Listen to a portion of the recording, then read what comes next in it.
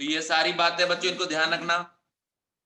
तो यहां तक मैंने आपको बता दिया, ठीक है, कि जब भी हम लोग रेट ऑफ रिएक्शन लिखते हैं, जैसे यहाँ पे क्या हो जाएगा, रेट ऑफ रिएक्शन क्या हो जाएगा, x/t हो जाएगा, ठीक है।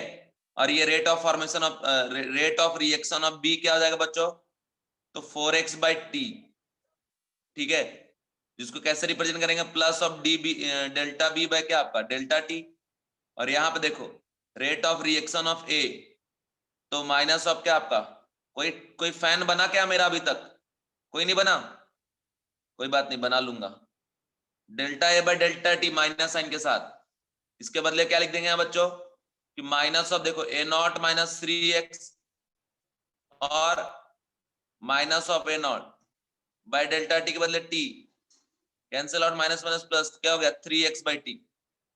तो देखो x/t क्या है बच्चों, रेट ऑफ रिएक्शन, इसको हम लोग क्या बोलते हैं, रेट ऑफ रिएक्शन, और x/t रेट ऑफ रिएक्शन, तो 3, तो 3 टाइम्स क्या हो गया, rate of reaction is equal to क्या आपका, rate of disappearance of A.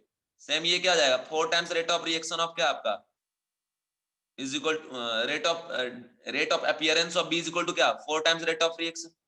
Same ऐसा यहाँ पे लिख सकते हैं, क्या यहां से लिख सकते हैं कि minus of D A by D T del A by delta T, तो ये क्या जाएगा आपका 2x/t। अरे कोई तो फैन फैन बना के जल्दी बोलो, हाँ या ना तो बोलो यार। Minus of delta B by delta T is equal to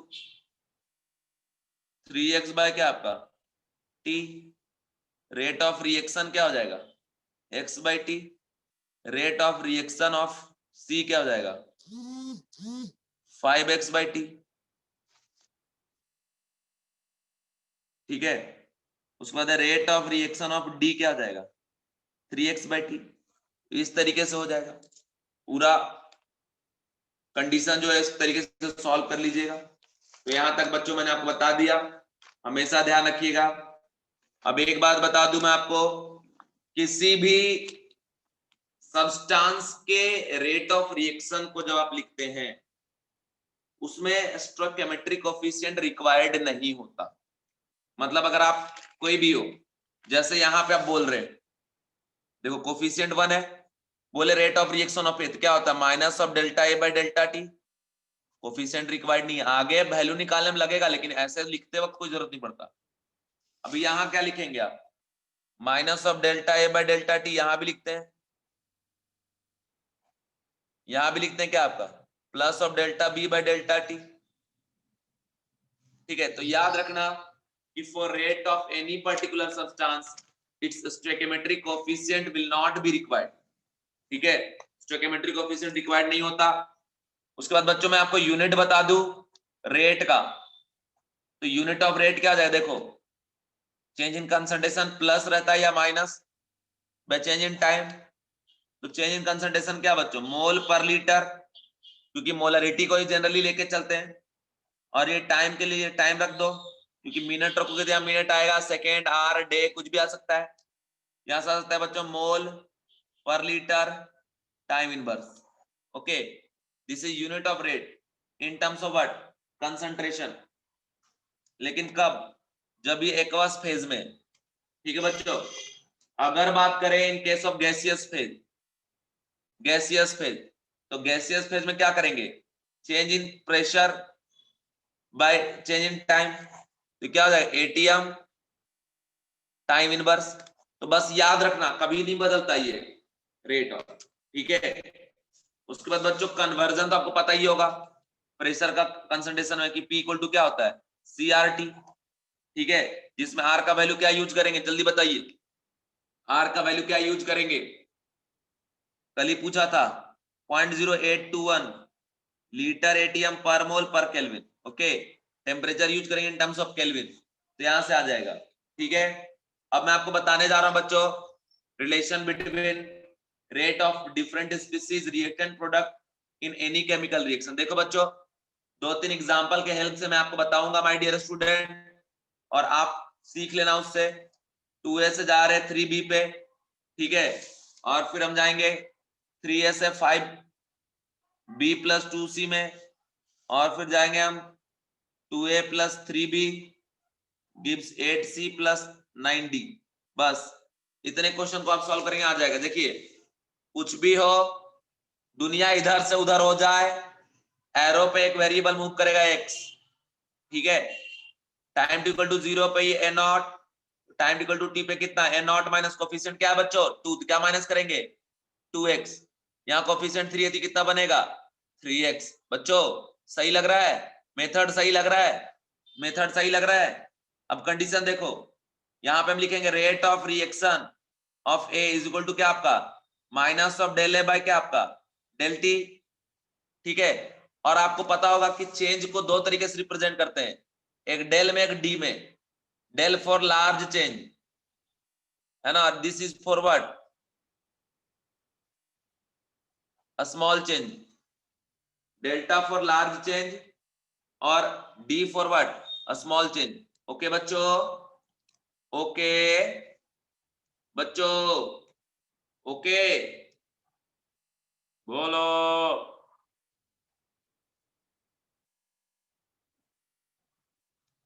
ठीक है, अब देखो ये आ गया rate of reaction of A is equal to minus del A by del T, जब मतलब minus del A by D T, तो जो इज इक्वल टू है बच्चों, इसमें क्या कंडीशन हम रखेंगे देखिए सीधी बात, ए नॉट माइनस 2x और डेल को हम डी से रिप्लेस कर देते हैं स्मॉल चेंज के लिए, देख रहे क्योंकि लार्ज में डी ऑफ दिस और minus of A not by क्या आपका डी टी, ये कट गया बच्चों, माइनस 2 को बाहर कर दो तो minus of D A by D T is equal to क्या आ गया plus of 2 times D X by D T, एक ही आ गया। यहां से अगर आप देखते हैं कि plus of D B by D T is equal to rate of reaction of B हो गया। एक बात याद रखना, कोफिशिएंट 3 रहे या 10, हमेशा डीबी बाई डी टी ही rate of reaction of B होगा, इज इक्वल टू क्या आपका plus D of 3x minus 0 by क्या आपका डी टी, ये क्या आ गया बच्चों D B by D T is equal to 3 time D X by D T, ठीक है। और x यहां मूव कर रहा है मतलब dx बाई dt, तो dx बाई dt क्या हो गया रेट ऑफ रिएक्शन। तो अब यहां जो डाटा उसके हेल्प से लिखते हैं देखो कि dx by dt is equal to rate of reaction और इज इक्वल टू देखो अगर यहां से आया dx by dt into two two this, तो dx by dt equal to क्या आ जाएगा माइनस ऑफ 1/2 da बाई क्या आपका dt और is equal to plus of 1/3 dB by dt। इस तरीके से हम लोग रेट ऑफ मतलब इंडिविजुअल रिएक्टेंट और प्रोडक्ट का या रिएक्शन के साथ रिलेशन निकालते हैं, हमेशा याद रखना इस तरीके से निकालेंगे, ठीक है। समझ गए बच्चों, तो ये कंडीशन है। अब ये मत करना माइनस कैंसिल आउट करके हटा देंगे, नहीं ये है minus of this is equal to क्या rate of disappearance of reactant, rate of formation of product divide by 3 यहां डिवाइड बाय 2। ओके बच्चों, ओके देखो यहाँ x, ये जो dx बाई dt है इज इक्वल टू क्या हो गया रेट ऑफ रिएक्शन। देखो ये a नॉट ये 0 0, a नॉट माइनस देखो यहाँ कोफिशिएंट क्या माइनस होगा 3x, यहाँ क्या बनेगा 5x और यहाँ पे क्या आपका 2x। तो देखिए कि माइनस लगाएंगे यहाँ पे da by dt, minus of da by dt equal to क्या बच्चों सीधा देखो ना आ जाएगा माइनस मतलब plus 3 time dx by dt। बोलोगे सर कैसे, A naught minus 3x minus naught cancel minus plus हो जाएगा वो, ये आ गया यहां से। अब उसके बाद यहाँ देखो यहां से जाएगा बच्चों की dB by dt is equal to 5 time dx by dt और यहाँ आएगा dc by dt is equal to 2 time dx by dt। तो फिर से वही बात dx by dt is equal to what rate of reaction, इसको 3 डाला तो क्या आ जाएगा माइनस 1/3 da बाई dt। कभी माइनस मत हटा के रिप्रेजेंट करना बच्चों, कि माइनस रहना जरूरी है, रिप्रेजेंटेशन है। और यहाँ 1/5 dB बाय dt और इज इक्वल टू क्या हो जाएगा 1/2 dc बाई dt। इस तरीके से हम लोग निकालते हैं, उम्मीद करता हूं आप समझ गए होंगे, ठीक है। इसके बाद एक सिंपल सा रिलेशन आया इन जनरल। इन जनरल क्या करते हैं बच्चों मेरी बात को सुनो सीधी बात, यहाँ पे मान लो a है ये बी है, alpha A beta B gives gamma C, ठीक है। एरो में मूव करेगा एक्स, ए नॉट लिए, बी नॉट लिए 0, A naught minus alpha X, B naught minus beta X, और ये कितना बनेगा गामा एक्स। तो जब पूरी चीज सॉल्व करेंगे ना आ जाता है बच्चों कि dx by D T is equal to -1 by alpha D A अब by D T is equal to -1 by beta D B by D T is equal to plus D C by D T, और यहाँ पे क्या आ जाएगा gamma. तो ये condition आ गया। तो यहां से क्या निकल गया कि rate of reaction is equal to rate of reaction of A divide by stoichiometric coefficient, क्योंकि ये क्या हो गया rate of reaction of A, और यहां से rate of reaction of B by beta, क्योंकि minus of D by D T क्या हो गया rate of reaction of B is equal to rate of reaction of C by gamma. ये आ गया आपका, ठीक है। तो ये कंडीशन है, इसके हिसाब से हर एक प्रॉब्लम को सॉल्व कर। जैसे अब यहाँ देखिए, यहाँ अगर हमको लिखना है तो सीधा यहाँ मान लो x है, इतना हम कुछ नहीं करो फालतू फंड, सीधा dx by D T is equal to क्या कर देंगे -1/2 dA by D T is equal to -1/3 dB by D T is equal to +1/8 dC by D T. अरे इतना मेहनत कर रहा हूं, कोई तो फैन बनो भाई, कोई नहीं बने अभी तक। dd बाय dt, हमें कैसे है मतलब जबरदस्ती फैन बनाने वाले हैं, ठीक है।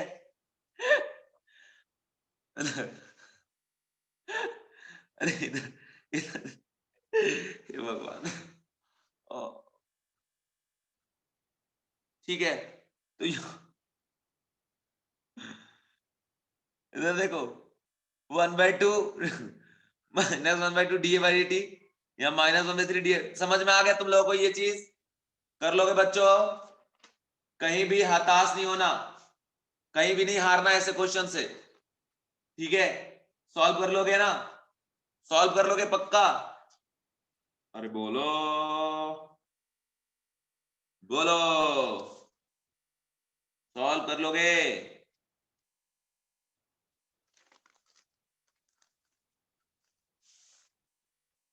ठीक है।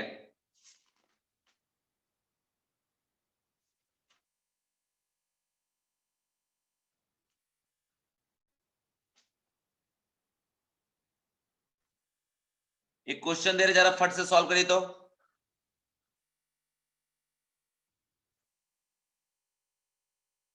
To A plus 3b gives 5c, a naught is equal to 10 molar, at is equal to 5 molar, and time is equal to 2 seconds. Calculate rate of reaction of A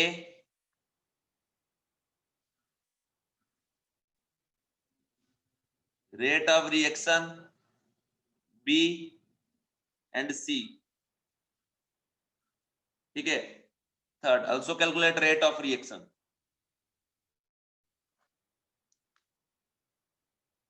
अब तो बन ही गए होंगे, ठीक है। अब तो मेरे फैन बन गए ना।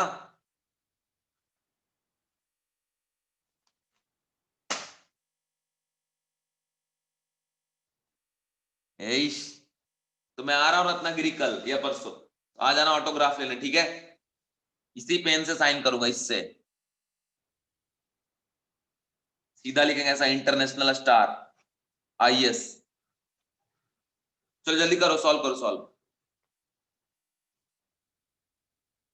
चलो एक बच्चा तो कम से कम फैन हुआ, अभी 1 से 2 होंगे, 2 से 4, फिर पता चला पूरी क्लास फैन।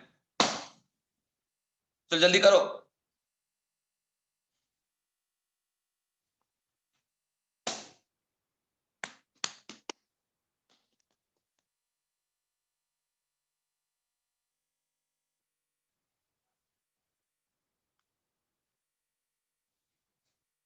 हाँ तो मैं आप लोगों को बता देता हूं, ऐसा कौन सा बच्चा है जो मेरा फैन बना है, मैसेज किया है, मैं बताता हूं कौन है वो। आयुष, ठीक है। आयुष है मेरा फैन, मतलब बोल रहे हैं सर आपके लिए तो कुछ भी कर सकते हैं, कुछ भी। बहुत बढ़िया।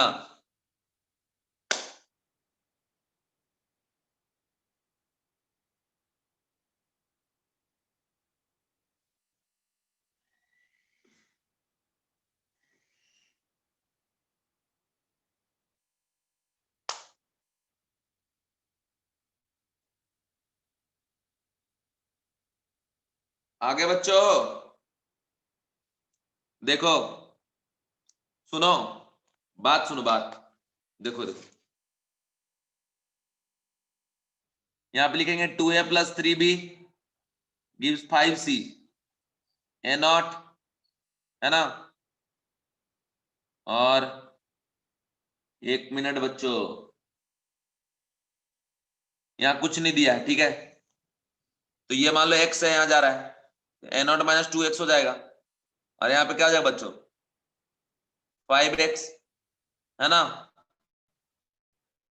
इसी इसको ए नॉट का वैल्यू दिया 10 और इसका वैल्यू दिया 5, और t जो है वो कितना है 2 सेकेंड। तो हम निकालेंगे -(dA/dt) इज इक्वल टू क्या आपका -5 - 10 और डिवाइड बाय क्या 2। तो ये आ गया आपका 5/2। अब रिलेशन निकालो पहले, रिलेशन रिलेशन, जैसे आप मेरे फैन हो ना, तो बस वैसे ही dx/dt is equal to -1/2 dA/dt is equal to -1/3 dB/dt is equal to +1/5 dC/dt। ठीक है, यहां से 1/2 जो है, अब dA/dt का वैल्यू कितना आ गया 5/2, मतलब ये -(dA/dt) का वैल्यू कितना आया 5/2। तो अगर ये पुट कर दे यहाँ पे इसका वैल्यू, तो 5/2 कितना हो गया 5/4 is equal to rate of reaction. ठीक है, अब अगर ऐसा रखे यहाँ पे -1/2 dA/dt is equal to -1/3 dB क्या आपका dt, इसका वैल्यू जो है कितना है minus rate of reaction of A क्या होता है -dA/dt, इसकी वैल्यू क्या है 5/2 इंटू 1/2, और ये 3 ऊपर जाएगा अलग से, यहां से जाएगा -(dB/dt), तो ये हो गया क्या आपका rate of reaction of B, कितना 15/4। ठीक है, ये चीज आप याद रखना। फिर अगर इसका निकालते हैं बच्चों क्या हो जाएगा कि -1/2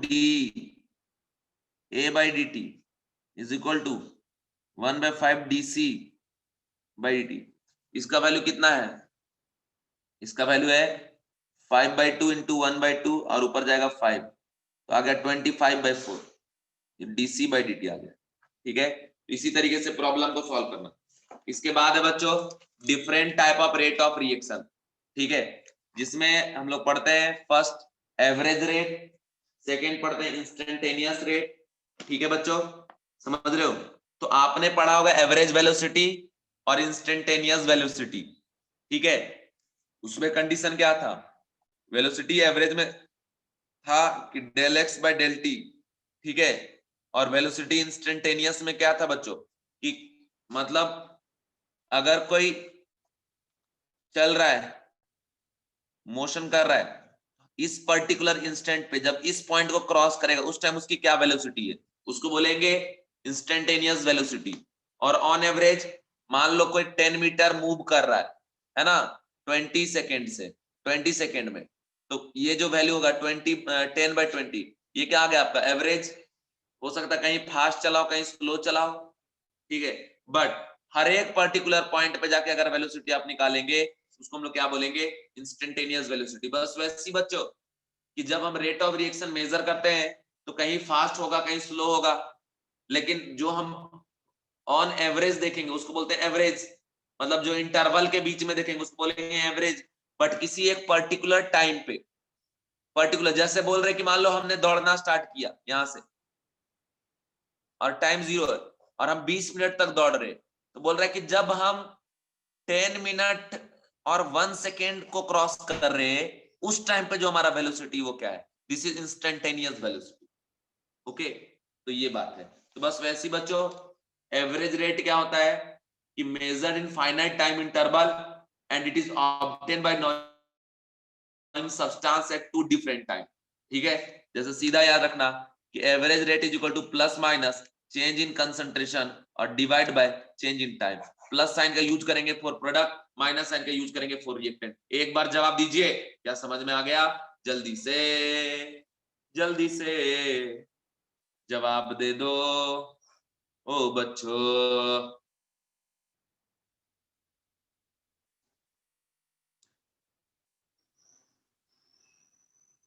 अच्छा सही में सुनो ना, अभी मजाक नहीं कर रहा हूं, अभी सीरियसली पूछ रहा हूं, सीरियसली, मजाक नहीं कर रहे हैं। एक बात पूछ रहे, सही से जवाब देना, सही में जवाब देना, मजाक नहीं कर रहा हूं। क्या तुम लोग सच में मेरे फैन हो गए हो कि नहीं हुए हो? यस या नो लिख दो बस, पता तो चले। नहीं लिखोगे तो और कुछ सोचेंगे। नहीं मैं हंस नहीं रहा, सच में मैं पूछ रहा हूँ, सीरियसली बता दो यार, प्लीज यार, बताओ सारे बच्चे बताओ, यस या नो तो लिखो। नो लिखो या यस लिखो। देखो, रिप्लाई ऐसा नहीं करो यार, रिप्लाई करो यार, ऐसा झूठ वाला कोई नहीं करेगा, झूठ मूठ का रिप्लाई कोई नहीं करेगा, सच में बताओ। तुम लोग नो लिखोगे तो हमें बुरा नहीं लगेगा, मैं और फिर वर्क करूंगा ना एक्स्ट्रा, ताकि आप हमारे और फैन हो जाए, फिर कुछ करूंगा और। चलो बताओ, बताओ।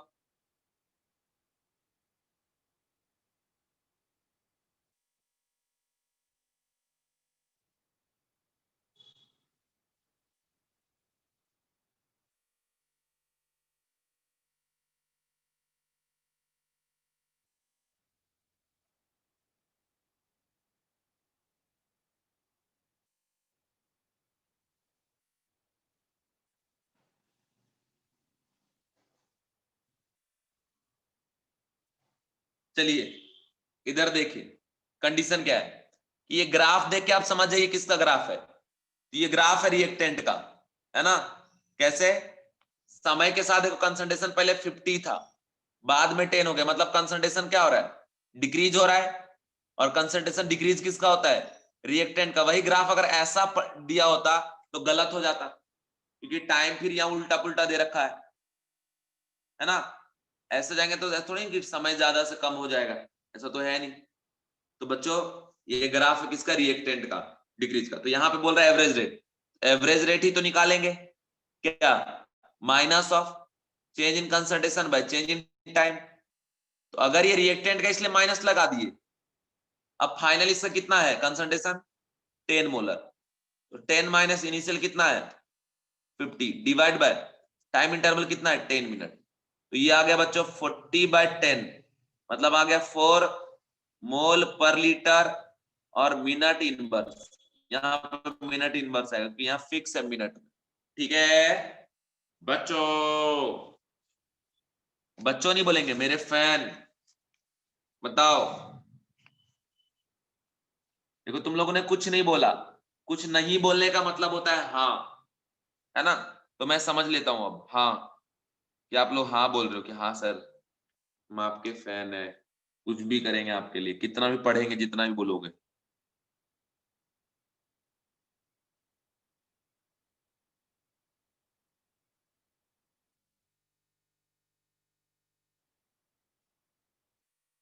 वो तो अच्छा हुआ कि ऑनलाइन क्लासेस चल रही है, ऑफलाइन होती तो इतने दिन में तो फैन हो गए होते हमारे तुम लोग, कंफर्म। इतना जबरदस्त तरीके से पढ़ाते ना। और चलो इधर आ जाओ, इंस्टेंटेनियस रेट। अभी इंस्टेंटेनियस रेट क्या है बच्चों, तो एक पर्टिकुलर इंस्टेंट पे निकालेंगे, तो बता ही दिए हम आपको। ठीक है, rate measured eight a particular instant and it is obtain bye, ठीक है, किसी कर्व में अगर आपको निकालना है तो जिस पॉइंट पे बोल रहा है उस पॉइंट पे टेंजेंट ड्रॉ करो और उसका स्लोप निकाल लो, वही हो जाएगा। ठीक है, सपोज मान लीजिए एक ग्राफ दे रखा है, अरे यार,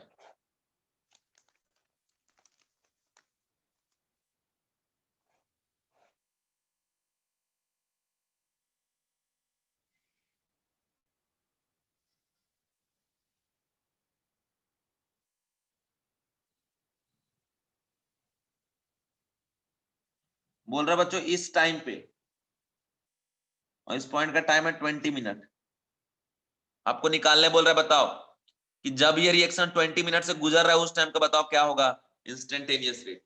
तो सीधी बात याद रखना, यहां से एक स्लोप ड्रॉ कर देना ऐसे, तो जो इसका होगा स्लोप, इस पॉइंट पे टेंजेंट आपने ड्रॉ कर दिया है ना, समझ गए, वही होगा इसका क्या, रेट ऑफ रिएक्शन। मान लो ये 30 है और ये 40 है, इधर ये कट कर रहा है 6 पे, 1 2 3, सॉरी 6 के बाद 5 4 3 2 1 और ये 0। तो देखिए यहां से यहाँ का हाइट क्या हो गया, 6 हो गया है ना, 6 हो गया, और यहां से यहाँ का डिस्टेंस क्या हो गया 40। अब क्या करेंगे बच्चों, rate instantaneous is equal to क्या आपका, plus minus D C by dt, plus for product minus for reactant, ठीक है, और कुल मिला के ये क्या देगा आपको, स्लोप देगा। और बच्चों दो तरीके का प्रॉब्लम यहां बनता है, एक तो प्रॉब्लम बनता है माय डियर स्टूडेंट कि भाई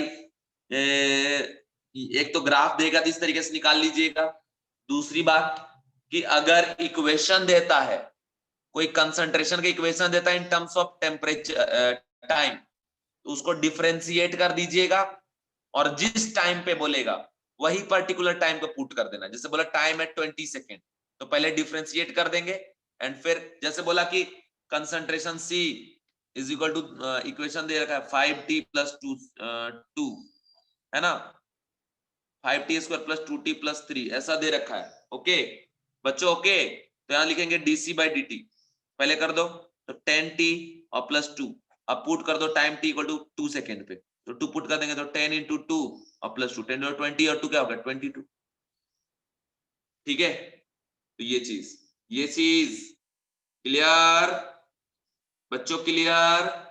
अब जैसे इसका अगर निकाले तो y बाय एक्स स्लोप, ठीक है, तो y का वैल्यू कितना 6 और ये वैल्यू कितना 40, 6 बाय 40 आ गया आंसर हमारा, समझ गए।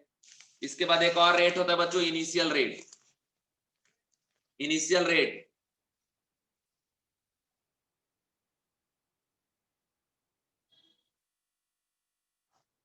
इनिशियल रेट, अब ये इनिशियल रेट क्या होता है, तो जब रिएक्शन स्टार्ट हो रहा है, जैसे जब क्लास स्टार्ट होता है तो लिखना चालू करते हैं ना, एकदम स्टार्टिंग का, है ना, उस टाइम पे जो रेट आप मेजर करेंगे उसे हम लोग बोलते हैं बच्चों इनिशियल रेट। मतलब जब टाइम इक्वल टू 0 पे आप रेट मेजरमेंट करेंगे उसे हम क्या कहेंगे बच्चों, इनिशियल रेट कहेंगे, ठीक है। सीधा बात याद रखना, इसको आर नॉट से रिप्रेजेंट करते हैं, सेम सीधा कि plus minus DC by D, मतलब ये इंस्टेंटेनियस वाला ही है।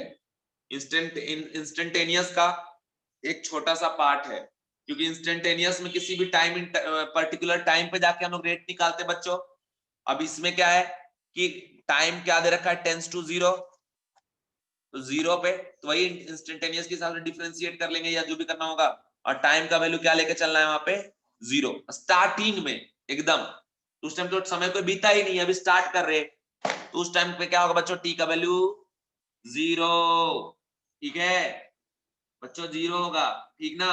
इसके बाद आप देखो कंडीशन है, कंडीशन है बच्चों, एक क्वेश्चन मैं आपको दे रहा हूं, क्वेश्चन को खटाक से सॉल्व करो। क्वेश्चन हम पूरा लिखेंगे नहीं, बहुत टाइम लगेगा वरना। क्वेश्चन है concentration of reactant in a chemical reaction decrease with time, decrease बोल चुका है वो, decrease with time as follow, C is equal to what, C is equal to 5 plus 30t minus of 5t square, calculate initial rate and rate at T equal to 2 second.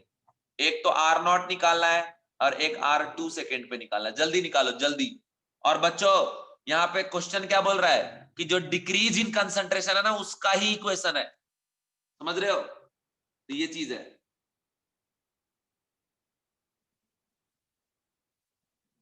जल्दी करो बच्चों, ओ बच्चों।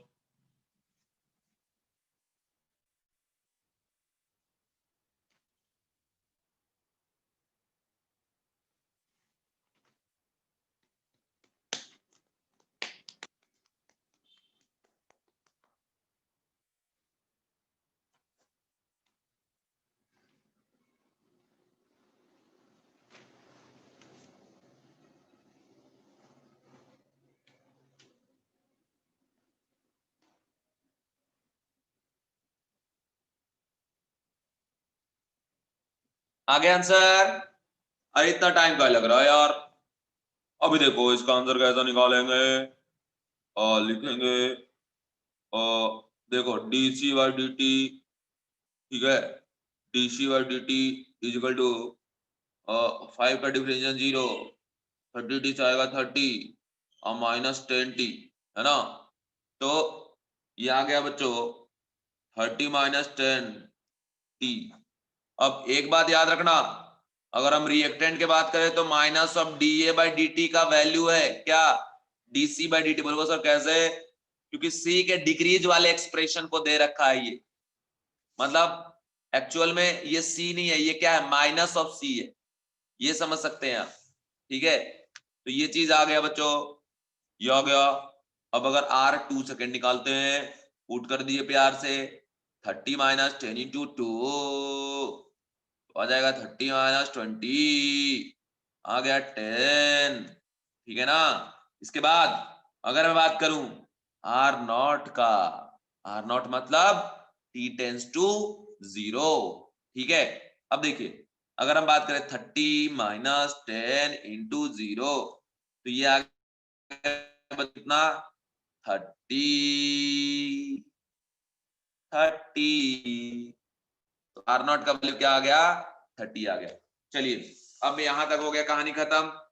मेरे फैनों, मेरे दीवानों, इधर देखो, इधर देखो, factor affecting rate of chemical reaction, कौन कौन से फैक्टर है जो अफेक्ट करते हैं। इसमें सबसे पहली बात बच्चों nature of reactant and product, दूसरा बात concentration, temperature, catalyst, pH of solution, dielectric constant of the medium, है ना। अब बोलोगे सर कैसे कैसे, तो कंसंट्रेशन से तो अफेक्ट होता है, ये आप देख ही रहे हो, टेम्परेचर से भी अफेक्ट होगा, नेचर ऑफ रिएक्टेंट और प्रोडक्ट से भी अफेक्ट होगा।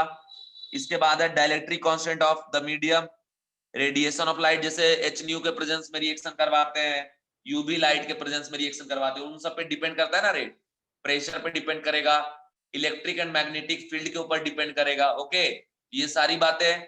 बट बच्चों फैक्टर अफेक्टिंग में ये सारा याद तो जरूर रखिएगा, बट ये जो फर्स्ट 4 है ना, ये एकदम उम्दा लेवल का, मतलब समझ लो इंपॉर्टेंट है, और इसी पे पूरा चैप्टर अपना रन करता है बच्चों, ठीक है। अब इसमें मैं बता दूं आपको, सबसे पहले अगर बात करें नेचर ऑफ रिएक्टेंट और प्रोडक्ट का, तो नेचर ऑफ रिएक्टेंट प्रोडक्ट में बच्चों फिजिकल स्टेट ऑफ रिएक्टेंट और प्रोडक्ट पे रिएक्शन डिपेंड करता है। अब बोलोगे सर कैसे, तो देखिए सॉलिड है, लिक्विड है और गैस है। अब पूछो बताओ इसमें सबसे ज्यादा रेट ऑफ रिएक्शन किसका होगा, तो गैस वाले का। इस तरीके से होता है ट्रेंड, क्योंकि गैस बहुत ज्यादा एक्टिव होगा। अब उसमें भी एक बच्चों याद रखिएगा, अगर एक रिएक्शन होमोजीनियस है और दूसरा आपका हेट्रोजीनियस है, होमोजीनियस रिएक्शन का रेट क्या होता है, ज्यादा होता है, ठीक है बच्चों, मैक्सिमम होता है। इसके बाद है बच्चों सेकेंड सरफेस एरिया, ठीक है, surface area, area of reactant, ठीक है, ये क्वेश्चन आ चुका है। अभी जैसे एक एग्जांपल बताते हैं, बचपन में बीमार पड़े थे कभी 2-3 साल की उम्र में या 5 साल की उम्र में, याद है, किसी को याद है, 5-6 साल 7 साल 8 साल जब आपकी एज होगी, उस टाइम आप लोग बीमार पड़े होंगे कभी ना कभी, बुखार लगा होगा या कुछ ऐसा हुआ होगा, तबियत खराब, तो डॉक्टर टैबलेट जो लिखते थे, ठीक है, तो टैबलेट तो हम लोग वो खाते नहीं थे ना, वो मतलब बहुत अजीब होता था, तो घर में मम्मी क्या करती थी, उसको ऐसे ब्रेक करती थी नंबर ऑफ पीसेस में, ब्रेक करके पानी में डालती थी, उसको ऐसे ऐसे करती थी तो घुल जाता था, ठीक है। लेकिन अगर कंप्लीट टैबलेट डालो तो वो नहीं घुलता है, क्या रीजन है ऐसा, मतलब जल्दी नहीं घुलता है। तो देखो बच्चों, मान लो ये टैबलेट है, डिस्प्रिन का टैबलेट, डिस्प्रिन का टैबलेट, ठीक है। अभी देखिए अगर डायरेक्ट इसको वाटर में आप डिसॉल्व करने की कोशिश करेंगे, तो वाटर का मॉलिक्यूल इसके सरफेस एरिया पे अटैक करेगा, तो ये एरिया पे अटैक करेगा, उसके बाद इस तरीके से साइड साइड पे अटैक करेगा, ठीक है, और ऊपर के साथ साथ नीचे भी अटैक करेगा। लेकिन अगर आप इसको 2 पार्ट में ब्रेक करके डिसॉल्व करते हैं इस तरीके से, ठीक है, 2 पार्ट में अगर ब्रेक करके डिसॉल्व करते हैं इस तरीके से, तो मेरी बात को समझिए बच्चों, अगर इसको चिपका देंगे तो जितना एरिया सिर्फ उतना तो है ही, अब ब्रेक हो गया तो ये सरफेस एरिया और ये सरफेस एरिया एक्स्ट्रा क्या हो गया, इंक्रीज हो गया। तो वाटर यहां से दोनों से अटैक भी करने लगेगा, तो रेट ऑफ रिएक्शन क्या हो गया, बढ़ गया। अगर 4 पार्ट में आप डिवाइड कर दो तो एक्स्ट्रा और एरिया बढ़ जाएगा। तो जितना स्मॉल पीसेस में आप ब्रेक करते जाएंगे उतना ज्यादा सरफेस एरिया बढ़ता जाएगा जहां पे डायरेक्ट अटैक कर सकता है वाटर। ठीक है, तो इस वजह से रेट ऑफ रिएक्शन क्या होगा बच्चों, बढ़ते जाएगा। तो याद रखिएगा कि अगर आप ब्रेक करते जाते हैं सब्सटेंस को स्मॉलर पीसेस में तो सरफेस एरिया बढ़ता है, और सरफेस एरिया बढ़ने से रेट ऑफ रिएक्शन भी बढ़ता है। बाय मत बोलो आज मुझे नहीं मन है तुम लोग से बिछड़ने का, मुझे पढ़ाने का मन है क्योंकि तुम लोग मेरे फैन हो गए हो, इसीलिए अभी भी सच सच बता दो, हाँ कि ना, फैन बने कि नहीं बने जल्दी बोलो। रेट ऑफ रिएक्शन देखो 2-3 बच्चों का आ रहा है, यहां से बन गए, बाकी बच्चे नो भी बोल सकते हो, ऐसा थोड़ी नहीं हाँ ही बोलना है। रेट ऑफ रिएक्शन, सर गलत फहमी मत रहो, हो रेट ऑफ रिएक्शन डायरेक्टली